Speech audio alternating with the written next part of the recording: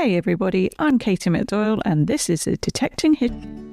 Hey everybody, welcome to this week's episode of the Detecting History podcast, or should I say, parish announcement, the Metal Detecting History podcast. There's being a bit of a rebrand. Do you know anything about SEO, dear listener? Search engine optimization? Well, the way the internet works, it does you well to have your topic in your business name or your podcast name, because then Google and all those other search engines trawl the internet, find the name of your show, and then when people search for a metal detecting podcast, you pop up. But as the title of the podcast was Detecting History Podcast, it might not have always been totally obvious to people looking for metal detecting podcasts that that's what this is. And boy, oh boy, are they missing out. We've got lots and lots of episodes for people to catch up on. So I'm rebranding slightly with that one additional word in the title of the podcast. And of course, busy updating my logo on all that good stuff. So yeah, just to let you know, from this day forth, it's the Metal Detecting History Podcast. Very good. I've had a good week. I've had a good co-host. I am here today with Ronan, aka DetectingNorthWales. Find him on Instagram. Lovely chap. We had lovely chats, and you'll get lots of good information and updates on what Ronan's been up to over the last year or so since we last spoke to him.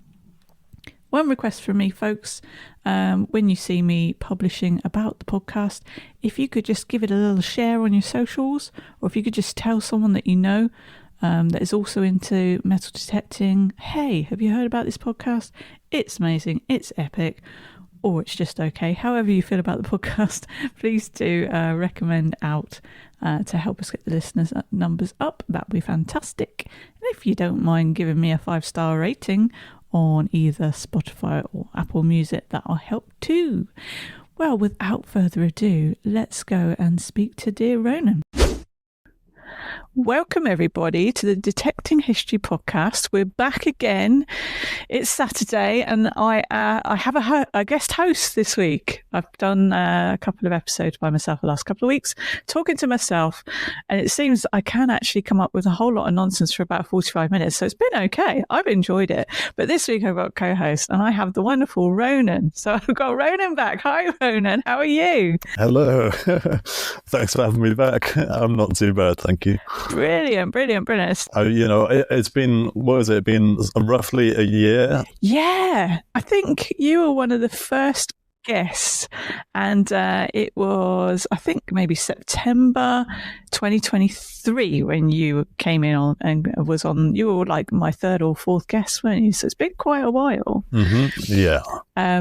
And I remember you were off to university in 2 weeks' time.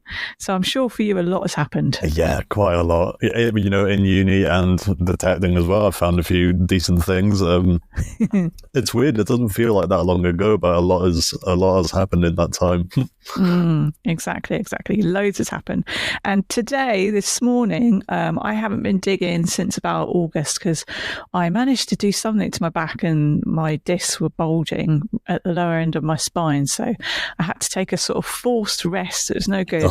And so today was the first day I've been out detecting in a really, really long time. And I wasn't on my own permission. I was seeking out a new club group dig to go on. So I went on with Hailing Detect. Yeah. Any luck? It was really, really good. The group itself was magnificent. I couldn't have got a warmer welcome. So thank you to Bob, who helped me, showed me where to park my car. And then he was showing me all the fields we had and the maps. And then they have like a little sort of gazebo area with tea and coffee and donuts and bacon butties. And then the best thing, as soon as I got there, is I was told there was a toilet just for the ladies. So, hey presto, they've got me. I'm a member for life. Nice. It was really, really good. Got everything indeed. So yeah, when was the last time you were out detecting there, Ronan? I haven't had much chance. I've been on my Christmas break, but I've just been so busy doing loads of random things. I went out, I think it was like a few days ago. That was the first time in a while. I didn't find much. I managed to find a little hound coin, which was nice because I thought I had done that permission to death, but it still froze up the odd thing now and then. Yeah, lovely, lovely. So yes, your big adventure was that you went off to uni down Aberystwyth, wasn't it? Was it Aberystwyth? And you were doing history. So how's that all been going? That's been going really well. Obviously, it's a couple of hours like from where I live. I've been enjoying it. The history course. I'm studying what I enjoy. I've met lots of nice people there. It's a good area. The only problem is I haven't actually been detecting down there. Only when I come back here for the summer. The only time you get out and about. Yes, because at the time I said to you, "Are you going to take your detector?" And you're like, "Yeah, absolutely." But I thought, you're going to be busy and you're going to be socialising, so not sure how much to. Still never did yet. Oh dear, brilliant. Okay, so in the summer. And since we've last spoke, you have found a few things. And I think you even found the item that you put on your bucket list, didn't you? Tell us about that. Which was crazy. I did not expect to actually take that off, especially in North Wales. So I put on the ultimate bucket list a coin of King Canute, who was like a Viking king. That was like something that I really wanted to find, and it was only a couple of months ago, and I found it. It was only cut half, but it's still, tick off the list. So yeah, I always say I'm a fairy godmother of metal detecting, because when I get people to have their perfect detecting day. But when you posted that and you tagged me in your post going, "Oh my gosh," I was like, wow, I can be people's lucky charm. Imagine if all of the guests bucket list item. It'll be amazing. Yeah. Sort of spoke it into existence and it happened. Yeah, so pleased for you. And what else have you found over the last year? Anything of note that you want to report to the listeners? It sort of has been a quiet year. There hasn't been as much as there was the previous, but I have found some pretty decent things. I found a Roman trumpet brooch with like a rosette. It was like in really nice condition. Nice. A Viking cheek piece from a horse bridle, and like a rare silver pinhead. Just sort of bits and bobs. Yeah, I saw that. That was recent, wasn't it, that one? Yeah, not too long ago. Lovely. What have I found since we last spoke? Not sure. I don't think I'd found my Henry VIII silver hammered when we last spoke, and that is still now my favourite in the cabinet. I don't know if you can see my cabinet behind me. Nice. I've still yet to find a Henry VIII. Yeah, I know, it's one of those, isn't it? That is a bucket lister for me. So yeah, that's one of my favourite things. I keep finding lots and lots of like Roman weights around these parts, so I've got a few of those now, some interesting ones. Oh nice. The steel yard weights. Yeah, exactly. Yeah. And this one that I've got, it's got like all these dimples in it. I might show you actually. Dig it out of my cabinet at the end of the interview. I'll show you. But it's weird. It's the strangest thing. I'm like, oh, that is weird. And then the flow's like, yeah, that's a weight. I was like, yeah, but it's amazing. They're like, yeah, but there's lots of weights. I love finding Roman stuff. Anything Roman. Yeah, no, exactly. And what else has been going on? So TV land. I was talking about last week that I was watching a few bits and pieces. Lost in the Lakes. I don't know. Have you seen that show that's on at the minute? In the afternoons. Have you seen that? I feel like I've heard of it. What's it about? I don't think I've seen it, but so it's that lady that used to be on Blue Peter, Helen Skelton, and she's basically up in the Lake District, and they're going in the lakes and they're just detecting around the lakes and finding stuff. They're either finding stuff because people have asked them to try and look for it, or they're finding stuff and then trying to reunite it to the owners. So when it's like a phone or whatever. So that's on, I think, most days at the moment at 2:00 on BBC One. So that's quite interesting. And there's a few metal detectorists that you'll probably recognise on there from their Instagram accounts. I don't know if it's the same program. It was my grandparents actually were telling me about this show. It kind of sounds similar to that, but they were sort of searching through the rivers, like near where I live, and like near an old prison, just trying to see what kind of things they could find in the river. I'm not sure what it was called, but yeah, that sounded good as well. Yeah, there's another show with two blokes, and it's Aqua Digger or Aqua Aqua Digger, I think his name is, the American fella. I've seen that one as well. That is quite cool. I was thinking, you need a TV crew to get permissions in some of these places, because if I just rocked up to one of these places and went, "Hello, can I find some history for you?" they would go, "No, get off our land." Whereas you turn up with a camera for ITV or whatever, and they're like, "Yeah, help yourself." Exactly. They get in all the best places. Yeah, they do, don't they? I suppose there might be a bit of money behind it, but yeah, maybe I need to try and plug the podcast. Be like, "Would you like me to talk about you on a podcast?" Quite funny. I have asked the Instagram community if there are any questions for you, Ronan. Okay. And we had a couple, actually. So the Sussex searcher, Sam, he came up with one, and he said, Sussex searcher said, "Can he speak Welsh? Can you speak Welsh?" Well, I should be able to, and I wish I could. I can say like a few words. I can say dwi'n ddim yn siarad Cymraeg, just about, which means I don't speak Welsh. Wow. See, even that was impressive, though. Yeah, I should have learned it. Yes, my sister is now living in South Wales with her other half and their family. And it's quite interesting because she'll often send sort of the pictures of the different signs with the English and the Welsh translation. It would be quite humorous. That's the good thing. They do. It is still like multi. Yeah. Like when you go abroad or whatever. Yeah. What's the word for microwave? You must know that because it's something hilarious, isn't it? Oh, it's like I think ping. It's popty ping. Yeah, popty ping, something like that. Popty ping. I love it. It's so good. I like that. It's like when you watch a dub film or something, and then suddenly they'll say something very English word because there is no translation for it. It's a modern thing. So suddenly say like TikTok, and you'll be like, "Oh, I know what that is." Exactly. Yeah. So that's a no to the speaking of the Welsh. So the second question was from our friend Darren Booth, who you know as History Unearthed. Yeah, he's also Welsh. So Darren says, any detecting goals for 2025? Detecting goals. Well, to be fair, I would like to find a new permission this year. The land I've had so far has been really good, but at the moment it's really dried up. So it'd be nice to find somewhere new to go, just to kind of keep me going. Yeah, that'd be good, wouldn't it? The dream. I think. I don't know what it is, and depending on which area you live in, but maybe it's the popularity of the hobby now, or maybe it's the bad press. I don't know. But it's a lacking in permissions. Yeah, it's getting difficult to find anywhere. It really is. It really is. It's really just it's like a lottery. Yeah, it is, isn't it?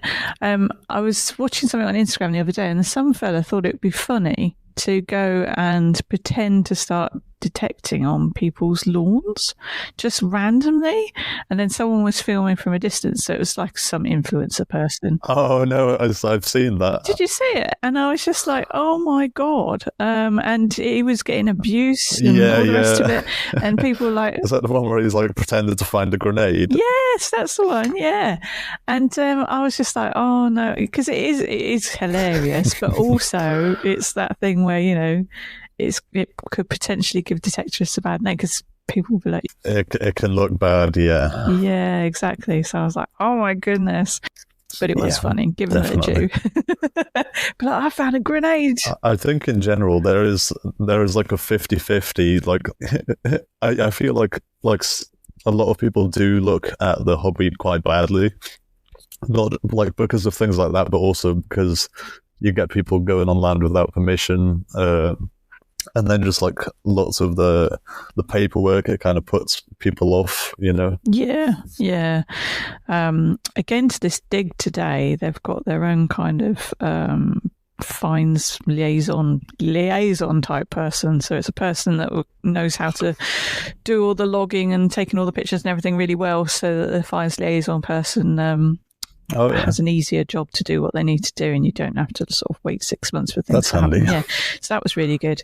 But yeah, on that theme, I saw that a couple of fellas had been jailed this week because they were caught night hawking somewhere, like literally in the middle of the night, head torches and all that kind of stuff. And it's God. like, why would you do that? Just like absolute Looney Tunes doing these things. That's crazy, yeah. And plus, I wouldn't want to risk it, on farmer's land. And it does put a bad name on the hobby, I suppose. Yeah. People with shotguns coming to investigate what's going on. Exactly. You don't want to get caught up in any of that malarkey. Yes. What else have you been up to? Well, to be fair, apart from uni, I do like buying and selling like antiques because I'm into history. Antiques is something I'm into, so I do buying and selling as like a little side income sort of thing. Yeah, I remember you saying. Yeah. So that kind of gives me something to do in those days where I've got not much else on. That's kind of what I've been mainly doing whilst I've been back up home from my Christmas break. I like buying and selling stuff. And speaking of which, for anybody that was listening last week, the DS2 has now found its way to its owner. I had this calamity of trying to send a metal detector, Ronan, in the post or via any methods or mean. And the courier company I chose made a right mess of it. Big parcel. Yeah. They were trying to fly it from between like Stansted and Essex or something. I don't know what was going on there. Anyway, good old Royal Mail. They got it there for me. So Josh has got his new detector, so just one to be aware of. But yeah, I've been sorting out a bunch of stuff because I used to collect old gaming consoles because I'm a big gamer, as you know. So I had like a SNES and an N64 and an Atari 2600. There's like a big collector market for that, yeah. Yeah, Mega Drive 2. So I have sold pretty much all of it. A load of it's ending tomorrow, but I've made like a couple of thousand just on all of my old hobby stuff that was just sat getting dusty in the attic. Oh, yeah. Yeah, exactly.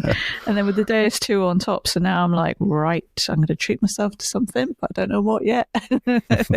Although after today, with it being freezing, I think I'm definitely going to treat myself to those fleece line trousers. Oh yeah, needed. But when it comes to buying and selling antiques, do you just familiarise yourself like via the antiques books, or is it just trial and error? You'll go to auctions and find stuff, or how do you go about it? Yeah, it's a bit of a mix. I've been doing it for a couple of years now, so you kind of learn over time what sells, but at the same time, there's always something new. Like in the summer, I'll go to car boots. I find loads of stuff so cheap from car boot sales. And then I sell them on my eBay page, but I also look on eBay itself and auctions as well. And I like just buying different things. Sometimes I buy stuff just to learn about it, and then sell it. If it sells, it sells. If it doesn't, then I know for future. Yeah, not to try that one again. Yeah, I love a car boot sale. I'd love to get a permission on site of a car boot sale because I'm sure you find lots and lots of coins there. That's for sure. Oh God, yeah. That would be really cool. I love that. That's another part that I do in the summer. There's a couple of big boot sales near me. When I lived in London as well, there were so many cool little ones that would go on, and you just find the maddest retro stuff. I'd really enjoy it. It would be good. There was a car boot sale. Like it was one of the last ones that I went to last summer, and you'd think you wouldn't find that much old stuff, but somehow I found this bronze statue which was like from the Ming Dynasty, so sort of 1600s, and that was like just for a $5, and whoa, yeah, and look, I showed David Harper, who does like Antiques Road Trip. Yeah. And he helped me sell it and auction it off, which was a fun little thing, which you don't expect from a car boot sale. Wow. And it's much like when you're metal detecting, it's that thrill of finding that rare thing that you know is worth money for like 50p. Yeah. It's sort of the same, like a little hunt, yeah. Yeah. So cool. That's good.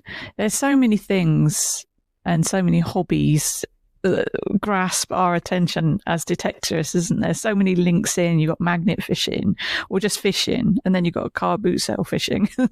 And then you've got fossil hunting, mudlarking. Yeah. So I saw this week a post from the London or Thames Authority or can't remember what their name is now, but they were saying they were they'd obviously opened up the thing where you can get your passes to go mudlarking on the Thames, because they had it closed for quite a while, and they were just saying they'd been inundated, so they've got basically a waiting list now, and I think they said they capped the waiting list at 10,000.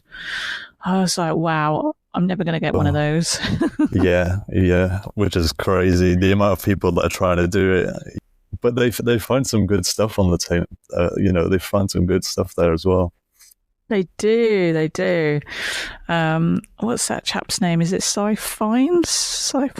And he goes off and he does all his mudlarking on the Thames, and then you got Nicola as well. Yeah. I think I follow just the him. Preservation, because it's in the water there, and some of the clay pipes, and I really like and you'll be interested in this. They find all of the type font, so where they just do the printing presses and stuff, all the different fonts, and then they just lob it in the Thames, and then it'll be like printing blocks. Yeah, that's right, and then it'll be a quest to find all the different letters. Yeah. I saw it might have been Sai or someone. They found like a really nice, like just Saxon coin just lying there. What, on the riverbed? That's what they found, and it was really nice. I think that was not too long ago.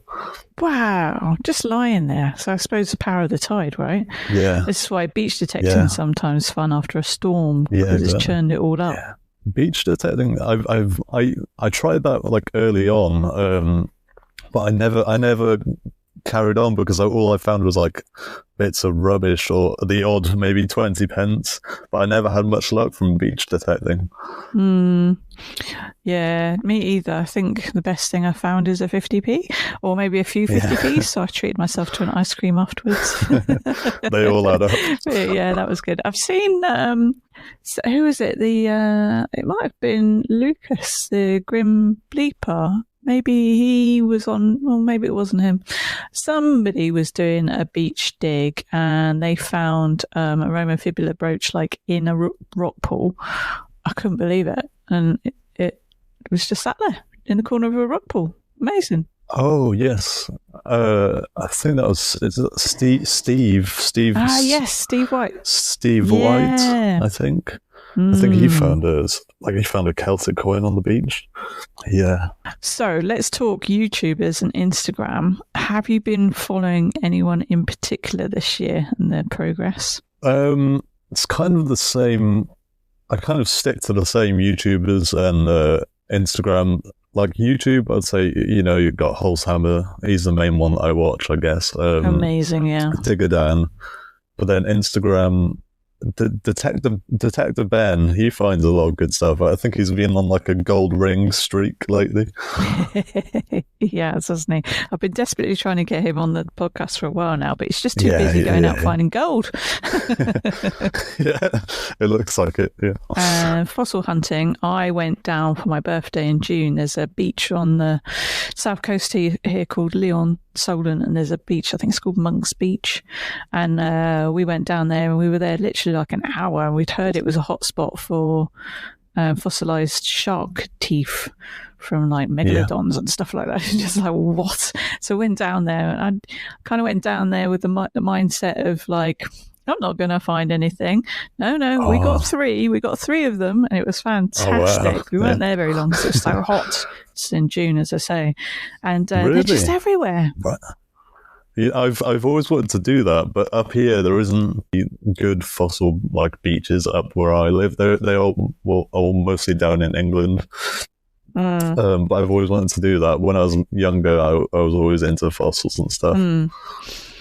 Yeah, I grew up in sort of Bedfordshire, which is sort of on the edge of east of England or East Anglia and the Midlands, and it's very flat. Yeah, and we had like I don't know, it must have been like 1/4 an acre veggie patch, something like that. And I remember as a kid, we'd just always be picking up ammonites or whatever, and it was just normal to me. I was like, oh, there's another one.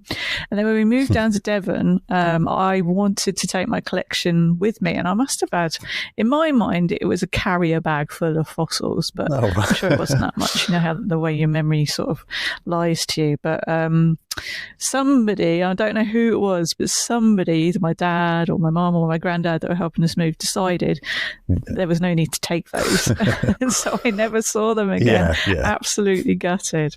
So I feel like I've got to get my collection going again. I'd sort of planned on getting some like purchasing like fossils, because I want to get back into that. I was into it really when I was younger, but I kind of focused now on the detecting sort of side. Yeah, but I am interested in fossils and stuff, like, you know, like you can buy like dinosaur teeth and all sorts. Yeah, they are 10 a penny, and some types of teeth and all the rest of it, aren't they? Have you been to the Natural History Museum in London? You know what? I actually haven't. I've been to the British Museum last year, but the Natural History Museum is something that's on my bucket list for maybe this year. Oh yeah, you got to do it. You got to do it. I was there. I can't remember what's in the foyer now. Yeah, I'm going to Google it as we speak. But there used to be the big blue whale skeleton, and then there was the dinosaur one as well. So I'm not sure which one it is that's there right now. But yeah, it's amazing. Yeah, I always see the pictures of these things, and I'm like, I need to go there. Yeah, you got to do it. And that one's right next door to the V&A Museum as well. So you can kind of like go in, treat yourself, have a morning in one side, and then have a spot of lunch, and then go to the other one on the other side. So it's nice and easy. A good day in London. Up here, I don't have many like decent museums. I think the nearest one is Liverpool, which is another one I want to go to soon. See, in Liverpool, isn't it all just Beatles museums? But yeah, that's probably true, actually. I think they have like one main museum. I can't remember what it's called, but it's just a mix of all sorts of things. Awesome. So what's the plans for the rest of the weekend? What are you up to?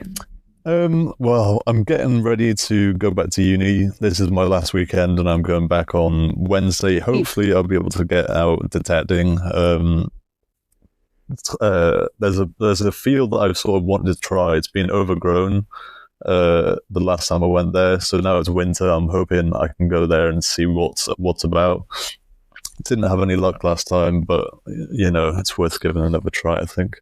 Nice. Yeah, because you had your field of dreams that you spoke about, and then you just started exploring like a field next door, I think, and that was bringing up some good stuff as well. So is this one of those, or is it a completely different field? I had my main field, which is where I found all my best kind of things. I started the second field. That's where I've been finding stuff like the fibula and the pinhead and stuff. This other one is it's a couple of miles away, so I don't think it's going to be in the same sort of vein, but you just never know, I suppose. But hopefully it's not overgrown. What kit are you using? Are you still using your detector that you were using a couple of years ago? I think it was a Knox.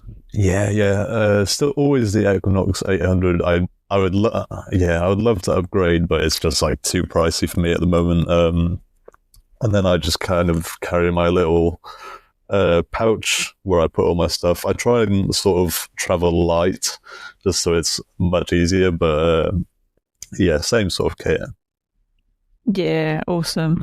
I had an issue actually with my XP-ORX last night when I was charging it, in that for some reason it wasn't charging, so I had to try a million different things, and then it was charging, and then it wasn't connecting to the control box. So eventually, I think there was a bit of a pinch in the wire between the coil and the battery, because the ORX is obviously the battery's in the stem. It's not a wire down from the control box. So I had a mad panic, and of course, people were taking the mick, saying, you know, why are you selling your DS2? And I was like, oh, it's just sat there collecting dust. And somebody said, that's called having a spare. And I was like, yeah. And then last night I was in a panic, because I was like, yes, you're right, I need a spare. Because I knew I was going to this dig today. So I do think should have kept it. Yeah, should have kept it. It just seemed, I felt like a bit of a burden, because I prefer my RX, and because how expensive the DS2 is. That's one of the pricey ones, right? It's something like £1,500 for the kit if you're getting all of it. And it takes a long time to get used to a new detector as well. It does. So I sort of gave it quite a while, and it just wasn't happening for me on that one. And I was thinking when I was driving today, what was it about it that I didn't like? And it was almost like it would just had so many features, and my sort of brain type, I wanted to learn and master how to use all of the features. But then you'd get derailed by somebody on Facebook or some Instagram or something being helpful and saying, hey, I've got the best settings. And then I'd log the settings down, and then I'd save the programs. And it would turn out when I went out for a dig, I was more focused on trying to decide which one of the programs to use than just cracking on and getting detecting, digging the signals. So it was a bit of a distraction for me. And I did, I spoke about it a few times now. Last time I speak about it, but I did a strip in one of the fields near me. And I really carefully went down. It's like a long, thin field. And it was newly ploughed. So I had some lines to follow. So I went down there with JS2 really slowly. And then I went back up again, and then I changed to the RX, went down really slowly, and I know I wouldn't have covered exactly the same ground, but because I'm so used to the RX and I know all the sounds, I found a lot more. So I was just so much more confident, and that was it for me then. Once I did that, I was like, right, I am going to sell this on, and I will get a spare, but I might get like a Minelab or something. I'm not sure yet. Not sure. I'm going to do a bit of a perusal. Yeah, to be fair, Minelab, I've never had a problem with them. My Equinox 800, like they say, most of like the newer detectors, they'll find the same stuff. It's just like a job getting used to how they work and the sounds, different sounds. Yeah. Exactly. And even just that on the tones, I mean, you could change your tones of that on the JS2, which you can't on the RX. And I like park mode for anybody out there. Park mode has the nicest tones, but yeah, when it came to it, I just had this guilt about all that money sat in the corner, not doing anything. I was like, I could do something like that, even a holiday, a holiday for the family. Who knows? But yeah, that's all good. I can't remember if I said this on the last podcast, at the Detecting Hub. I just want to give that another little shout out. I've recently been made a moderator, which was nice of Kath, who you've had on. So I'm always on there. Like, it's handy to use for like identification. Everybody just chats like about whatever they want, whatever they find. It's a really nice little forum. Yeah, Kath was brilliant when she came on as well, and she told me about Detecting Hub again and reminded me after you'd mentioned it before, and it is so good, so helpful. So yeah, she knows Horsehammer as well. So I'm like, I'm gonna try and get Alexander on the podcast one of these days. Oh yeah, she'll get him on. Well, that's good. So you're a moderator. Yeah, he finds some like insanely good things. He does, and he is based around, I don't know, is he Oxfordshire way? I think he is, or maybe more towards East Anglia, I'm not sure. But yeah, he finds a lot. East Anglia, sort of, yeah. How do you feel about AI? And how do you think AI might affect metal detecting? Ooh, that's interesting. I think it's quite cool. It's kind of progressing fast. There's lots of new things coming out of AI. I've seen a lot of people use like AI photos for their like thumbnails or pictures on detecting stuff. I think it's fun. I don't think there's going to be much change of it like towards detecting, but it's interesting.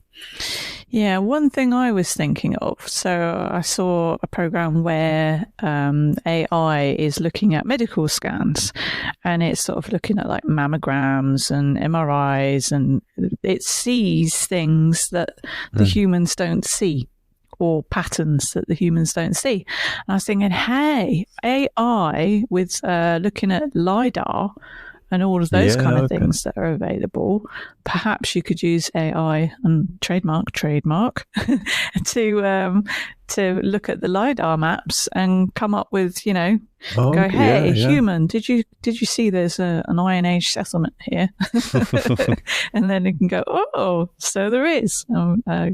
Go and explore. That's true. Yeah, with all the the techie stuff, it could be quite.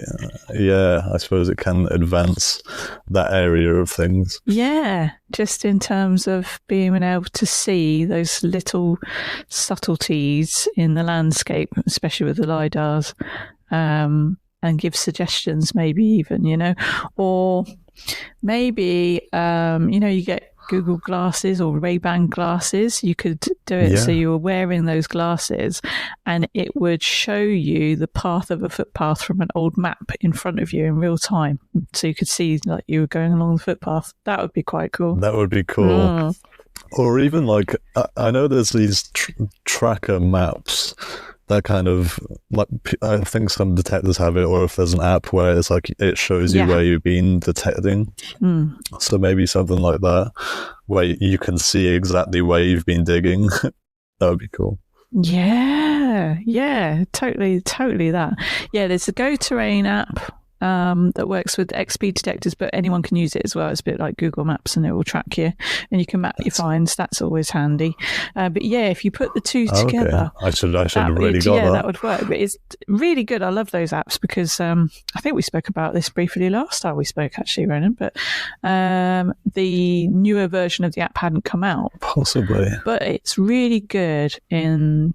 you think when you're in a big field, especially, you think, oh, I've done loads of this now. And then when you actually look on the app, you haven't covered any of it. And you can see the bits you've completely not gone over at all. So you can go and investigate. They're very good. I wish that I had done that when I started detecting, because now I've kind of gone everywhere. As far as I know, but it would have been nice to check it over an app, but I never used it. Well, you know what? Get it and do the field again. Field is never done.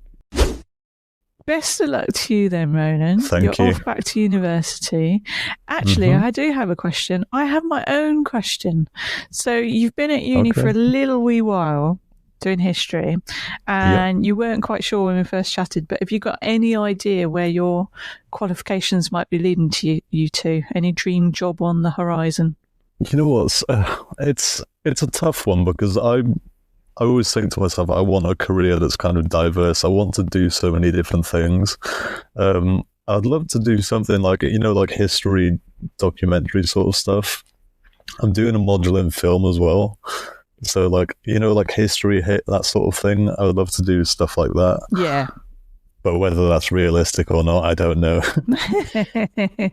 I'm sure it is. I remember now that we were talking about photography as well. Yeah. Yes, you are keen on your video and photography, aren't you? Yeah, so that's an excellent combination. I like it. Well, now you just got syncing with the AI stuff that we've discussed. I'll just take 20%. Make it happen. That's okay. I know where the idea came from. There we go. It's on record. Well, thank you for coming on and being my co-host this week, Ronan. It's been absolutely brilliant to catch up with you again. Thank you for having me again. And I feel like we need to catch up again in the same amount of time, because hopefully you'll be finished your studies and graduating by then. So it'll be an exciting time for you. And hopefully I'll have found some more things by then as well, and maybe a new permission. Yeah, do it. What technique are you going to use for getting a new permission? The old door knock or emails? How are you going to do that? I'm lucky my dad knows lots of farmers, so I'm just hoping somewhere down the line he'll speak to one of them and be like, hey. Yeah, I think I'm going to put a call out actually on the podcast. I've been saying to a few people that I'm trying to go on tour with the podcast. So I actually want to go out and meet people and just follow them around with a microphone and sort of talk to them like we are now, but while they're out on a dig. So give me a shout when you get the new permission. I'll come. I'll bring some coffee and tea. Although I know you don't like to have too many snacks when you're digging. Yeah. And that'll be good. We'll interview you that way next time. I will. Yeah. All right, Ronan. Well, thanks very much. And you take care. Thank you.